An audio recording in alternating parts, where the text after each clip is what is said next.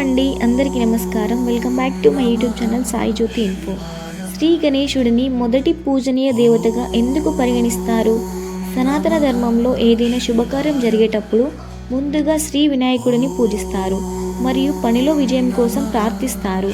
ఏ పూజలోనైనా ముందుగా గణపతిని స్మరించుకుంటారు. శుభకార్యానికి ముందు గణేశుని ఆశీస్సులు తీసుకుంటే ఆ పనిలో ఎలాంటి ఆటంకాలు ఉండవని చెబుతారు. కానీ గణేశుడిని ఇతర దేవతల కంటే ముందు ఎందుకు పూజిస్తారో చాలా కొద్ది మందికి మాత్రమే తెలుసు. ఈ వీడియోలో మనం దీని గురించిన పూర్తి ఇన్ఫర్మేషన్ తెలుసుకుందాం. ముందుగా ప్లీజ్ ఛానల్ని లైక్ అండ్ సబ్స్క్రైబ్ చేసుకోండి. శివపురాణం ప్రకారం ఒకప్పుడు అందరూ దేవీ దేవతల మధ్య భూమిపై మొదట ఏ దేవతను పూజించాలనే వివాదం మొదలైంది. ప్రతి ఒక్కరూ తమను తాము ఇతరుల కన్నా గొప్పవారమని చెప్పుకోవడం మొదలుపెట్టారు. ఈ వివాదాన్ని చూసిన నారదముని దేవతలందరినీ శివుని ఆశ్రయించమని సలహా ఇచ్చాడు. నారదముని సూచన మేరకు దేవీ దేవతలందరూ శివుని వద్దకు వెళ్ళి మొత్తం విషయం చెప్పారు.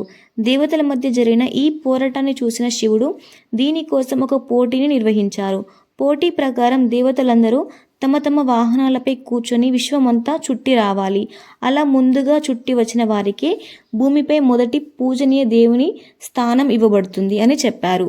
శివుని మాటలు విన్న దేవతలందరూ తమ తమ వాహనాలను తీసుకొని విశ్వంలో ప్రదక్షిణ చేయడానికి బయలుదేరారు. గణేశుడి వాహనం ఎలుక. దాని వేగం చాలా నెమ్మదిగా ఉంటుంది.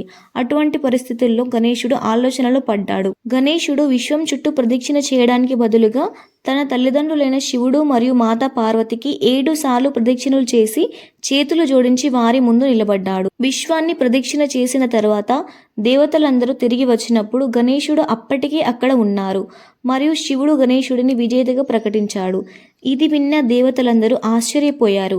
ఒక వ్యక్తి ఎలుకను ఎక్కి ఇంత త్వరగా విశ్వాన్ని ఎలా ప్రదక్షిణ చేయగలిగాడు అని. ఈ విశ్వంలో తల్లిదండ్రులకు అత్యున్నత స్థానం కలిగించే వారినే ప్రపంచం మొత్తం మొదటి దేవుడిలా పూజిస్తారని శివుడు చెప్పాడు.